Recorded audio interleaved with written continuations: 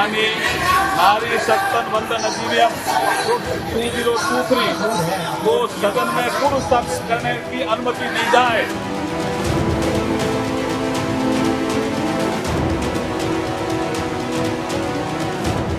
ईश्वर ने ऐसे कई पवित्र काम के लिए मुझे चुना है।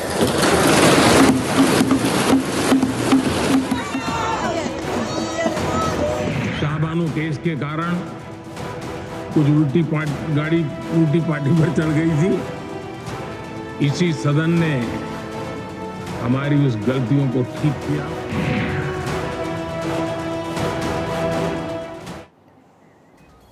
नमस्कार, आप देख रहे हैं प्योर पॉलिटिक्स, साथ में आपके शिखा ठाकुर। भारत के लिए आज का दिन ऐतिहासिक है और खास तौर पर महिलाओं के लिए। नारी सशक्तिकरण के लिए नई संसद में श्री गणेश के बाद आज मोदी सरकार ने महिला आरक्षण बिल यानी नारी शक्ति वंदन विधेयक पेश कर दिया है और इतिहास भी रचा गया। प्रधानमंत्री नरेंद्र मोदी के लिए कहा जाता है कि उनकी सरकार की नीतियों में महिला ही प्रथम होती हैं और एक बार फिर प्रधानमंत्री मोदी ने नई संसद में अपने काम की शुरुआत आधी आबादी को सौगात देकर की। लेकिन इस विधेयक पर नई संसद में सियासी बहस भी छिड़ी है। पार्टियों के बीच क्रेडिट लेने की होड़ सी शुरू हो गई है। नारी शक्ति वंदन विधेयक से मोदी सरकार क्या संदेश देंगे, इस पर हम अपनी पॉलिटिकल एडिटर अदिति नागर शर्मा से बातचीत करेंगे। लेकिन एक इतिहास आज रचा गया है क्योंकि इस विधेयक के जरिए महिलाओं को सशक्त करने की कोशिश मोदी सरकार की तरफ से की गई है। हर एक तस्वीर भारत 24 ने आप तक पहुंचाई है। लेकिन सवाल एक और है कि क्या 2024 में भाजपा को, बीजेपी को इसके क्रेडिट के साथ ही क्या वोट भी मिलेंगे? ये एक बड़ा सवाल है और कहीं ना कहीं यही वजह है कि सभी पार्टियां इस विधेयक के जरिए क्रेडिट लेने की कोशिश कर रही है। हमने सोनिया गांधी को भी सुना, उन्होंने भी कहा कि ये हमारा ही तो है। यानी कहने का मतलब पूरी तरीके से साफ कि टारगेट पर है 2024। और पीएम की तरफ से इस विधेयक को लेकर के क्या कुछ कहा गया है, पहले आपको वो सुनवा देते हैं। महिलाओं को अधिकार देने का, महिलाओं की शक्ति का उपयोग करने का वो काम शायद ईश्वर ने ऐसे कई पवित्र काम के लिए मुझे चुना है। इसी संसद में मुस्लिम बहन बेटियों को न्याय की जो प्रतीक्षा थी, शाहबानो केस के कारण कुछ उल्टी पार्टी पर चढ़ गई थी।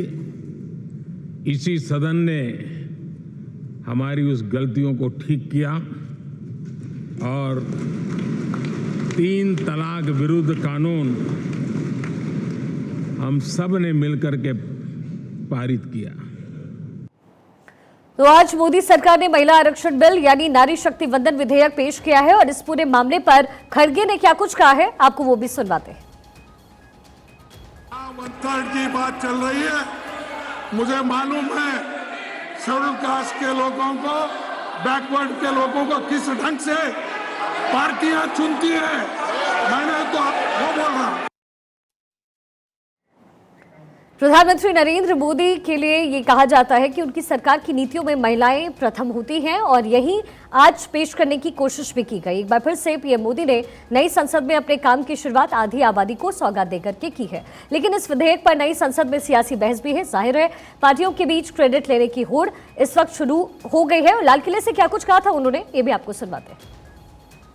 अगली बार 15 अगस्त को इसी लाल किले से मैं आपको देश की उपलब्धियां, आपके सामर्थ्य, आपके संकल्प, उसमें हुई प्रगति, उसकी जो सफलता है, उसके गौरवगान, उससे भी अधिक आत्मविश्वास के सामने आपके सामने मैं प्रस्तुत करूंगा। और जाहिर है कि 2024 में होने वाले आम चुनाव में एम फैक्टर यानी महिला फैक्टर सबसे प्रथम आ जाएगा। ऐसे में कई अहम सवाल खड़े होते हैं। नारी शक्ति वंदन विधेयक से मोदी सरकार आखिर क्या संदेश देना चाहती है? नारी शक्ति वंदन विधेयक क्या मोदी के लिए 24 में जीत की गारंटी होगी? महिला आरक्षण बिल आखिर कैसे लागू होगा, कैसे इसे लागू किया जाएगा और महिला आरक्षण बिल लागू करना आखिर कितना ज्यादा सरकार के लिए चुनौतीपूर्ण है। इसके साथ एक और फैक्टर है, वो है ओबीसी का। ओबीसी महिलाओं को लेकर के क्या कुछ मांग विपक्ष कर रहा है, लगातार इसी पर हम बहस करने वाले हैं और इसी पर हमारी पॉलिटिकल एडिटर अदिति नागर शर्मा इस वक्त हमारे साथ जुड़ गई हैं। अदिति, सबसे बड़ा सवाल यही है कि क्या कुछ संदेश पीएम की तरफ से देने की कोशिश है इस विधेयक के जरिए? देखिए, सीधे सीधे तरीके से जब ये विधेयक आया, ये तो समझ में आ ही गया था शिखा कि कुछ बड़ा होने वाला है और कुछ ऐसा होने वाला है जो पूरी तस्वीर बदल देगा चुनाव की। लेकिन अब आप देखिए, आज की जिस तरह की स्थिति हुई, प्रधानमंत्री नरेंद्र मोदी ने जब भाषण दिया नए संसद भवन में, वो एक अलग, जब उनका लंबा भाषण हुआ उसमें तमाम तरीके की उन्होंने बात कही, राजीव गांधी से लेकर नेहरू के ज़माने की सिंगोल की बात करी, तमाम बातें करी। लेकिन जो दर्शक दीर्घा थी वहाँ तमाम महिलाएं बैठी हुई थी। एक मौका ऐसा भी आया कि महिलाओं ने मोदी मोदी के नारे लगाने शुरू कर दिए, लेकिन वो कॉन्स्टिट्यूशनल तरीके से सही नहीं था, जिस पे विपक्ष ने आवाज़ उठाई। लेकिन जिस तरीके से कंगना रनौत से लेकर बॉलीवुड फिल्म इंडस्ट्री से लेकर टीचर्स से लेकर महिलाएं तमाम वहाँ मौजूद थीं, वो इस बिल का स्वागत कर रही थी। और जो आपका सवाल है कि क्या नरेंद्र मोदी करना चाह रहे हैं, वो यही कि देश की आधी आबादी के दिल में घर करना चाह रहे हैं, जिससे कि उन्होंने कहा कि ये शुभ काम के लिए मुझे चुना गया है। कई सरकारें आई, कई बार बिल रखे गए, और यहाँ तक कि अटल बिहारी वाजपेयी ने ये बिल रखा, लेकिन नहीं पारित हो पाया। और अमृत काल में इस अमृत काम के लिए शायद मुझे ही चुना गया है, और वो यही करने की तैयारी में है कि देश की आधी आबादी को वो आगे बढ़ा सके और सशक्त बना सके। जी अदिति, एक और बड़ा सवाल ये भी है कि नारी शक्ति वंदन विधेयक क्या मोदी के लिए 24 पे जीत की गारंटी है, क्योंकि विपक्ष भी इसी पर टारगेट करने की कोशिश कर रहा है? अगर इसको टेक्निकली और प्रैक्टिकली शिखा आप समझना चाहती हैं या हमारे दर्शक समझना चाहते हैं तो हम इसको इस तरह से समझाते हैं, बिंदुवार ये समझते हैं। पहला, जैसे महिला आरक्षण बिल का नाम प्रधानमंत्री नरेंद्र मोदी ने बदला, जैसा आपने बताया नाम बदला भी गया, उसको आज टेबल भी करा गया। उसमें एक खास बात कही गई, उसमें उन्होंने कहा, खास तौर पे अर्जुन राम मेघवाल जो कि कानून मंत्री थे, उन्होंने टेबल रखते हुए, क्योंकि कल होगी चर्चा, स्मृति ईरानी चर्चा शुरू करेंगी, टेबल करते हुए उन्होंने कहा समझाने के लिए आसान भाषा में कि आज अगर लोकसभा में 82 रिप्रेजेंटेशन है महिलाओं का, तो ये बिल पास होने के बाद 181 होगा, यानी कि 82 से 181 का बदलाव आएगा। ऐसे बोलते ही तमाम सांसदों ने और दीर्घा में जो बैठी हुई थी महिलाएं, उन्होंने तालियां बजाई। लेकिन अब इसकी प्रैक्टिकलिटी पर बात कर लेते हैं। कल इस बिल पर चर्चा होगी, जब चर्चा होगी तो विपक्ष तमाम तरीके की बात उठाएगा, और फिर जब ये लोकसभा में पारित हो जाएगा चर्चा होने के बाद, उसके बाद उसको राज्यसभा में टेबल किया जाएगा। जब राज्यसभा में तमाम चर्चा हो जाएगी, उसके बाद वहाँ से पारित होता है, जब वो वहाँ से पारित हो जाएगा तो ये मान लिया जाएगा कि ये जो नया बिल है इसे पारित कर दिया गया और महिलाओं को लोकसभा और राज्यसभा, लोकसभा और विधानसभा में 33% आरक्षण मिलेगा। लेकिन सबसे बड़ा पेच इस बिल का क्लॉज 5 कुछ कहता है जो बहुत खास है शिखा। इस बिल में मैंने खुद पढ़ा, क्लॉज 5 ये कहता है कि ये बिल महिला आरक्षण तब लागू होगा जब डीलिमिटेशन हो जाएगा, यानी कि परिसीमन जब होगा, जब तमाम जो लोकसभाएं हैं, विधानसभाएं, उनका परिसीमन होगा। और वो कब होगा? जब देश की जनगणना दोबारा होगी। 2021 में जनगणना होनी थी, काम शुरू नहीं हुआ, यानी कि सीधे सीधे तरीके से जो आपका सवाल है 2024 का, 2024 तक ये बिल लागू होता नजर नहीं आ रहा। जहां पर कानून मंत्री कह रहे हैं कि बिल लागू होते ही 82 से 181 रिप्रेजेंटेशन चला जाएगा, ऐसा नहीं हो रहा। क्लॉज 5 क्लियरली कहता है, मैंने खुद 3 बार इसलिए ही पढ़ा कि हम चर्चा करें, क्लियरली कहता है कि जब तक जनगणना और डीलिमिटेशन नहीं होगी ये बिल लागू नहीं हो पाएगा। जी, आपके अनुभव से ये फिर कितना वक्त लगेगा, क्योंकि परिसीमन का आप जिक्र कर रही हैं, 2021 में होना था, 2023 आ गया, 2024 में आम चुनाव, तो कितना वक्त अभी लग सकता है इस बिल को लागू करने में? परिसीमन होना है 2026 में और जनगणना होनी थी 2021 में। आखिरी जनगणना हुई थी 1931 में। ठीक है। और आज तक जनगणना नहीं हुई। जनगणना वो चीज है जिसकी विपक्ष लगातार मांग कर रही है। वो सिर्फ इसी वजह से नहीं, ओबीसी में जो आरक्षण की बात है, जिसके लिए वो रोहिणी कमीशन रिपोर्ट भी बनाई गई है, उसके लिए भी जनगणना होनी जरूरी है। देश में जनगणना जरूरी है क्योंकि हम 1931 के आंकड़े से चल रहे हैं। जनगणना जब ठीक तरीके से होगी तभी परिसीमन होगा, उसी के हिसाब से सीटें आरक्षित होंगी एससी एसटी को लेकर, और फिर ही एग्जैक्ट तरीके से चुनाव में होगा।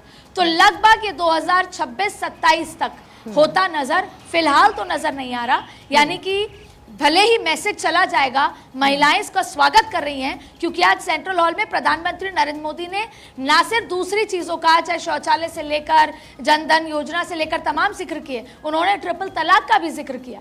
तो चाहे कोई भी धर्म हो, महिलाओं को सशक्त बनाना प्रधानमंत्री मोदी कह रहे हैं कि वो काम है, और ये अच्छा काम मैं खुद कर रहा हूं, करना चाहता हूं इस अमृतकाल में। लेकिन इसका एग्जीक्यूशन या इसको लागू कराने में लगभग अभी 3 साल से ज्यादा का वक्त लगेगा। पहले देश में जनगणना होगी जो बहुत बड़ा काम है, उसके बाद परिसीमन होगा जो दूसरा बहुत बड़ा काम ठीक है, और फिर ये बिल लागू होगा। यानी 2026-27 से पहले नजर नहीं आता। अदिति, आपके जवाब से ही जुड़ा मेरा सवाल है, जो कि आप कह रही हैं कि परिसीमन में वक्त लगेगा, जनगणना पहले है, फिर परिसीमन है, 2026 है, तो ये कितना चुनौतीपूर्ण रहने वाला है, सरकार चाहे फिर कोई भी हो और किसी की भी हो? शिखा, जब आज पहला दिन नई संसद का पहला दिन, पुरानी संसद को संविधान सभा का नाम दिया जा रहा है, भव्यता नजर आ रही है, एक हम पुराने दिन को याद कर रहे हैं, उसी में हंगामा शुरू हुआ। पहले ही दिन हंगामे से शुरू हुआ जब सडनली पता ही नहीं था और बिल टेबल रख दिया गया। तो मैं आपने चुनौती पूछी है इसलिए मैं बता रही हूँ कि चुनौती शुरू हो चुकी है। एक तरफ तो पक्ष और विपक्ष महिला आरक्षण बिल के फेवर में हैं, पहले नहीं थे, पहले तमाम क्लॉजेस की वजह से, लेकिन अब हैं। लेकिन ये क्लॉज में तमाम चीजें हैं। पहला, हमने ओवैसी जी से बात करी, उन्होंने कहा इसमें मुस्लिम समुदाय का जिक्र नहीं है। हमने दूसरे नेता से बात करी, उन्होंने कहा इसमें ओबीसी के उसका जिक्र नहीं है, एससी एसटी का जिक्र किया गया है, ओबीसी का जिक्र नहीं किया गया। फिर जब इसको और ढंग से पढ़ा गया तो राघव चड्ढा ने भी प्रतिक्रिया दी और ये कहा कि ये बिल तो अभी लागू हो ही नहीं सकता, इसके लिए जनगणना है। राहुल गांधी ने ट्वीट करके कहा। तो जैसे जैसे बिल पढ़ा जा रहा है, इसमें तमाम तरीके के व्यवधान प्रावधान बताए जा रहे हैं, और वो कल सुबह 11 बजे जब स्मृति ईरानी लोकसभा में चर्चा करेंगी तो मैं आपको बता सकती हूं कि इस पर हंगामा होना तय है, क्योंकि ये मंशा पूछी जाएगी कि आप लागू करने की मंशा से कर रहे हैं या आप केवल चुनावी मंशा से कर रहे हैं, और उसमें ओबीसी और मुस्लिम आरक्षण से लेकर तमाम चीजों पर भी सवाल किए। तो अदिति, फिर ओबीसी महिलाओं को लेकर के विपक्ष मांग क्या कर रहा है? क्योंकि ओबीसी एक ऐसा फैक्टर है जिसको भुनाने की कोशिश ना केवल बीजेपी की तरफ से हो रही है, कांग्रेस की तरफ से भी हो रही है, विधानसभा चुनाव हो या फिर आम चुनाव हो, तो ओबीसी महिलाओं को लेकर के क्या मांग हो रही है? देखिए, जो विपक्ष है वो तो लगातार जनगणना की मांग कर रहा है कि ओबीसी की जनगणना जब होगी तो एक्चुअल फिगर ओबीसी कास्ट का पता चलेगा। तो जैसा मैंने कहा 1931 में 54% था, तो अब जब एक्चुअल पता लगेगा उस लिहाज से महिलाओं का पता लगेगा, उस लिहाज से आप आरक्षण देंगे। लेकिन अभी देखिए, पक्ष विपक्ष के तरीका ये है कि सरकार ने कोई बात रखी, विपक्ष को उसको टर्न डाउन करना है। तो जो पहला ग्लैंस था जब इस बिल को देखा गया तो उसमें ये नजर आया कि सरकार ने भी एससी एसटी का जिक्र किया, ओबीसी का जिक्र नहीं हुआ। तो सबसे बड़ी बात है जनगणना की जो मांग है। दूसरी बड़ी बात है, अभी वो जिसे कहते हैं ना कि पिक्चर अभी बाकी है मेरे दोस्त जी, केवल 2 दिन निकले हैं, उस 2 दिन में इतना सब कुछ हुआ है, अब 3 दिन बाकी हैं। इस बिल के साथ साथ और भी बिल आएंगे। अभी तो जम्मू कश्मीर में एससी एसटी के तमाम बिल जो चल रहे हैं, जो इसमें रखे जाएंगे, पारित होंगे। ओबीसी को लेकर भी रोहिणी कमीशन की रिपोर्ट तैयार है।